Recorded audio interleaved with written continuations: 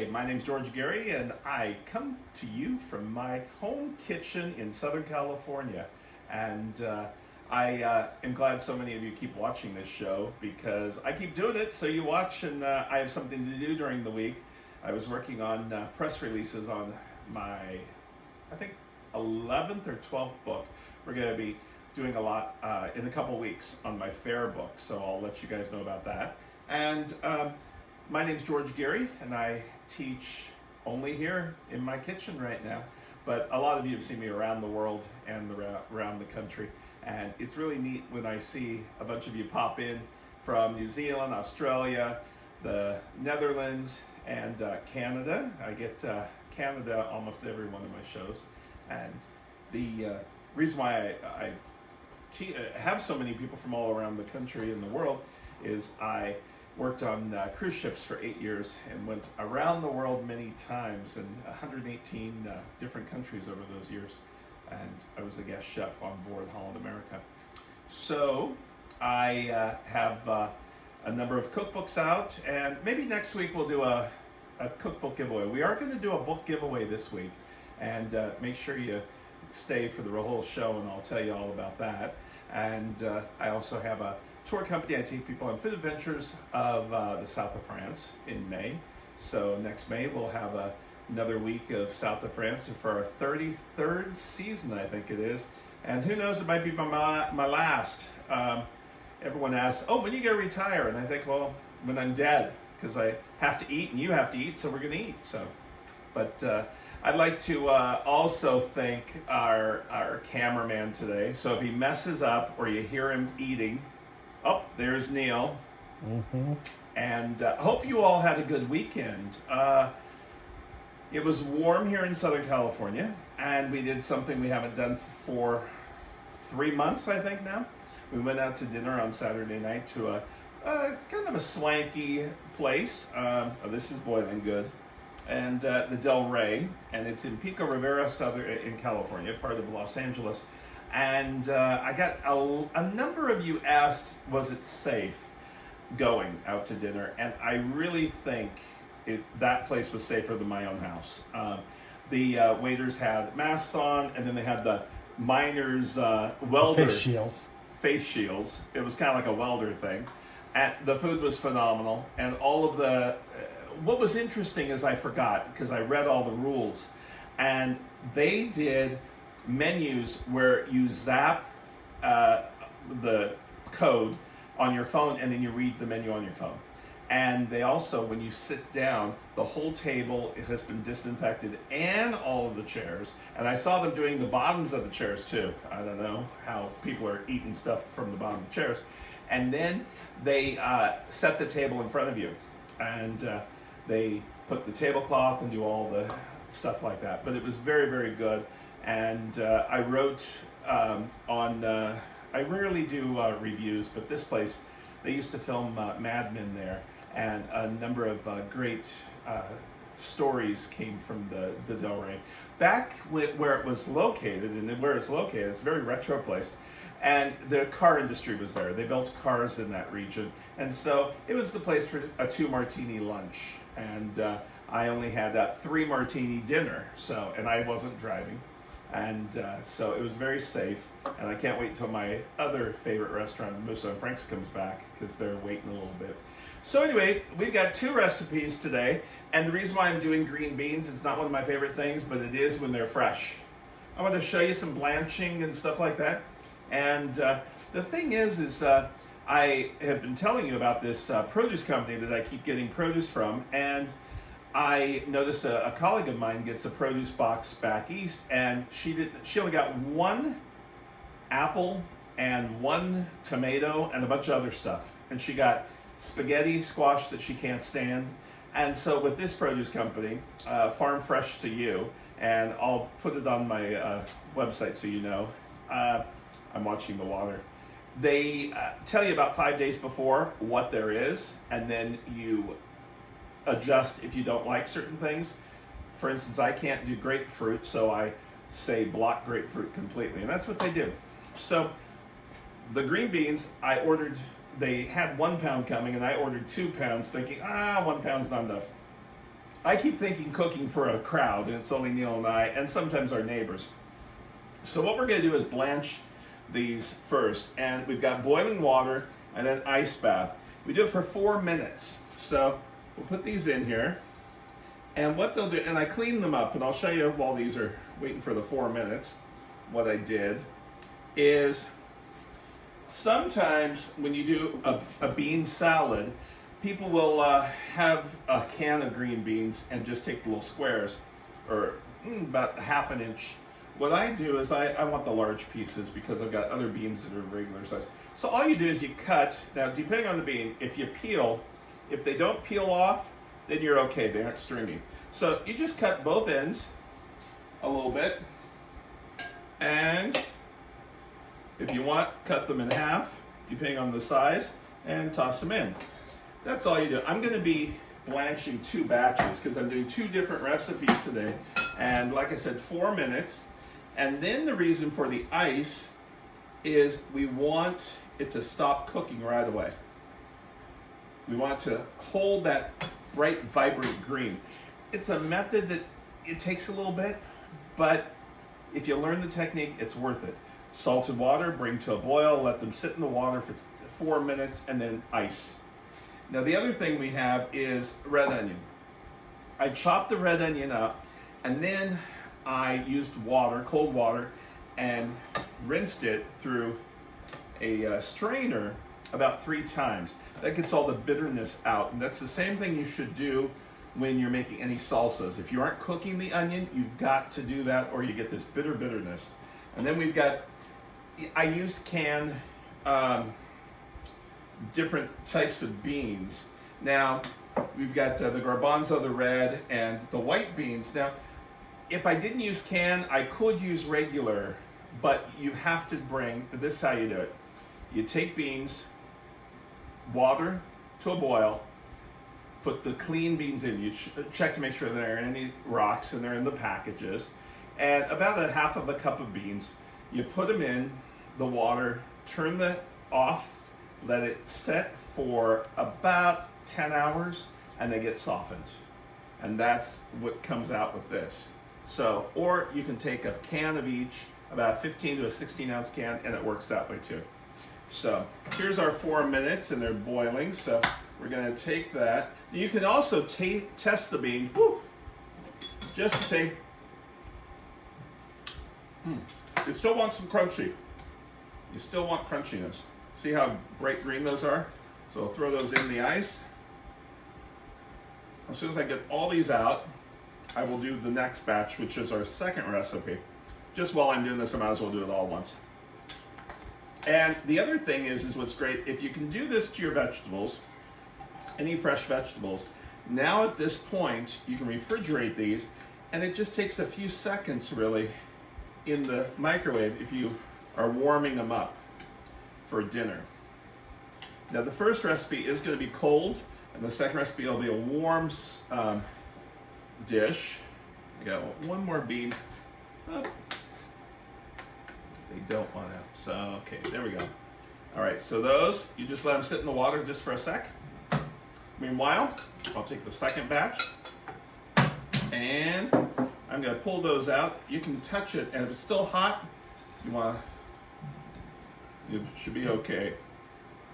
You're going to do this without the ice, you hope.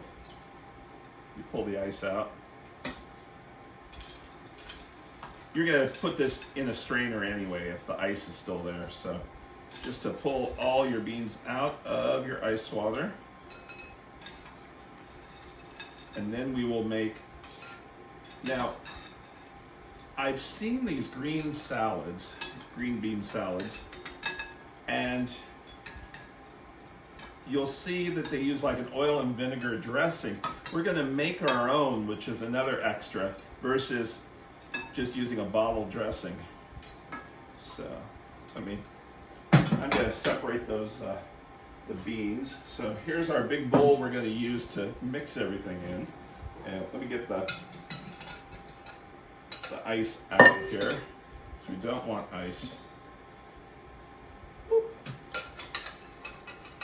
That's all the ice you have. You better put back I got in the more bowl. ice. I got ice in the back. See? Oh, Look I at that, see. Neil. Wow. Neil forgets. What am I? Smart. Smart and a professional. You are. So, our new freezer doesn't have as much ice capability as our old one, which is fine, and it's done differently. So I took all the ice that was being made, but we'll probably hear it fall a few times. The other night, I heard the ice falling. So by the time I get this separated, we will have another batch to go in. So now sometimes if the green beans are a little softened, get the water out, you can cook them a little bit longer and they will kind of, the texture will be great. You can do these, if you ever go to a nice restaurant, they will have little tiny baby carrots off to the side. That's what they do, is they take, I'm gonna get these huge chunks of ice out. They parch the little carrots and then they put them on the plate. Come on. You don't want to eat a chunk of ice.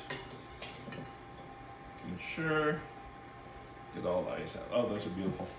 All right, so here's our second batch, and this is for the second recipe. And then we will go to the rest of our first recipe and come back to these later. I just thought since the water was boiling, I'd do them both.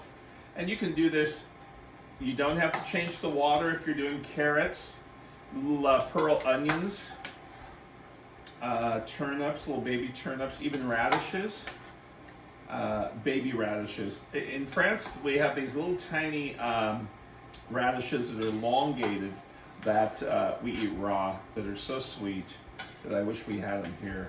I'm kind of missing them this year. Okay, there goes our water. Okay, here's this. We'll put this off to the side. And let's get back to our recipe. So, we've got those onions I said that we go ahead and about 3 times in the water. We've got our beans. And then we're going to do some tarragon. Fresh tarragon.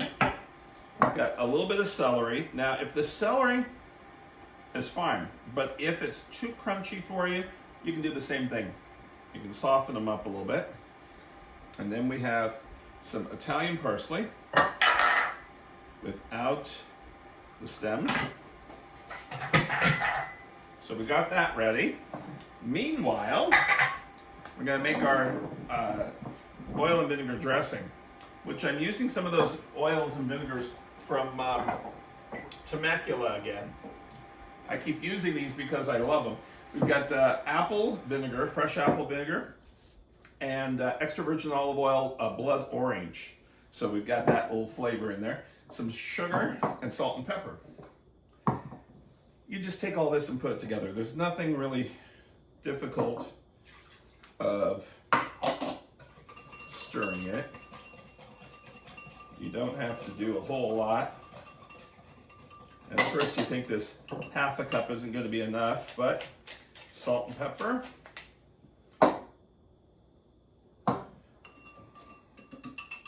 We'll pour this on top.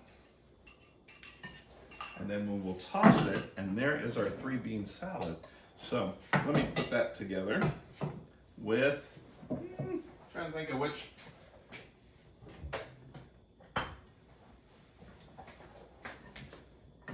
Just toss that up. So we've got everything coated. Those are gorgeous. Now, if you don't like the look of these and you want the green beans to be cut up into 1/2 inch, you can do that too. I like to have a little bit longer, and the long ones, people will realize that it's not from a can, because you can't buy a can with those like that. So here they all, isn't that gorgeous? What do you think, Neil? That looks great. Beautiful. Very healthy looking. Very healthy looking. Mm-hmm. Well, it's Monday. but looks tasty. We had that cream corn in those steaks. Beautiful. So there is our beautiful I'll do drone footage. drone. Anyway, there you go. There's our first dish. We're going to come back in just a minute to do the second one. Be right back. All right, we're ready to do our second green bean dish. And this one is just green beans with shallots and pancetta. And we already blanched those green beans the first time around. And I wanted to use shallots in this, which they're very popular. People don't realize, I feel Julia Child is the one that brought them to America. Because if you read in her book, and this is the book, as always, Julia, Letters of Julia and Avis. Avis Devato was a good pen pal friend. They really never even met until later on. But this is a phenomenal book. It goes back and forth of the time frame when she was in the south of France, working on her books. And let's see if it has it here. It doesn't. But what she did is she took some shallots from France and shipped them to Avis. She had never seen these things. And so what I'm going to do is tomorrow, all of you and whoever signs up or signs in tomorrow on the live cast, what I will do is I will put everybody's name in the hat except my mother and my sisters. And Neil. And I'll give whoever wins this book. And so you can read all about it. But it's, as always, Julia, and it's a great back and forth on the life of Julia back when she was in France. And my first years of the South of France tours, we used to live in Julia's former home. And about 10, 11 years ago was the last one I did there. And the rest of the time I was doing my own villa that I rent out. But it was special those years. And it was kind of difficult because it only had 3 rooms for 6 people, and I had to live somewhere else. So I never actually got to live in the little villa that Julia wrote her French cookbooks in. So, but it's now owned by some other people that don't do cooking classes like I did. So now what we have is we have pancetta that we've cut it into dices. You can buy it that way also. And we're going to cook that just for a few minutes. Sometimes it has a lot of fat, sometimes it doesn't. And we're just warming that up. And then we have our shallots, we have some butter, we have our green beans, and we have some cheese for on top after. So what I'll do is I'll take the pancetta, soften it up. You can also take some just bacon if you want, or ham. Now I was at the store yesterday looking around for stuff, and I saw it for the first time in years, which I don't look for it. So it's interesting when you see things at the grocery store that you don't realize are there, but because you haven't purchased it. But the canned hams, and they had them. Did you see them? I think they've had them for a while. But yeah, they probably have. But they only have one variety, and you had to get those keys to open it. While I was going to culinary school, I was a grocery checker. And once in a while, we get somebody come in that had purchased the canned ham, and the key stopped working, and they still needed to know how to open up the can. We'll see. It was Easter one year. Somebody came in with one of those, and they wanted to know if I could take it and slice it on the deli slicer. So I was a grocery checker, but I did everything there. One time I had this one lady come through my line, and she says, "You think you're so smart. Your line is longer than anybody's." And she was just a pain. We know how those are. The ones that write checks nowadays are the pains. And so I said, "Well, what do you mean?" She goes, "Do you think you know everything? I hear you giving a recipe for brownies to somebody," because somebody came through my line and wanted this recipe for brownies. So I was telling her all about it. And I said, "Well, I did graduate culinary school." Oh, so then she was nice to me. But those days at the grocery store. It was when they paid the grocery store people decent wages. And here's our pancetta. And there's not a whole lot of oil, which is good. But I'm going to put this back into the bowl because I'm going to do the shallots next. So let's take this. And there's a little bit of oil, but not enough to worry about it. Sometimes it's like bacon. You have a lot of oil. Get all the pancetta on. And then, there we go. So there's our pancetta. And we're gonna take, whoop, boy, I really threw that around. We're gonna take our shallots, and shallots, just, they're part of the onion family, and you'll do the same thing, is just soften those up the same way. And as soon as those soften, I will add butter to it, my green beans, and you can put the pancetta back in if you want. It just doesn't matter. The thing is the shallot and the pancetta, they cook at different times, so you don't cook them together. But just a little bit until they soften, a couple minutes, and then we will add the butter to melt it in. And as soon as that melts, then we will add our green beans back in to warm those up. And then we've got both of our dishes. And make sure you tune in tomorrow. Tomorrow we're doing a soup and an appetizer with salmon. And the reason why we're doing a big soup is my refrigerator has a lot of vegetables that I want to throw in the soup. So that's what we're going to do, is do a potato, what is that? Potato something else soup. So. You're cooking too much, George. You can't remember it all. I can't remember everything. Okay, so there's our green beans. And we'll let these warm back up as they cool down. Which, now see, if I would have, because people do have this question once in a while, instead of do the blanching, why don't we just go straight to that? Well, if you do that, what happens is the beans overcook, and then they will fall apart, they'll turn brown. So if you blanch them, and then you don't have to make the second dish for the next 2 days. You can put the blanched in the beans in a Ziploc bag in the fridge, and it works really nice. But if I would have skipped that method, they wouldn't be as crunchy and as nice looking. Just to let you know. Then I'm gonna take and leave some of the pancetta out, because I want to decorate the top up of the dish with that and the cheese. And sometimes what I'll do, I will test one of them. It's not hot enough, so. Now, if this dries up, but the butter looks great, and we didn't use a whole lot of butter. We only used 5 pounds.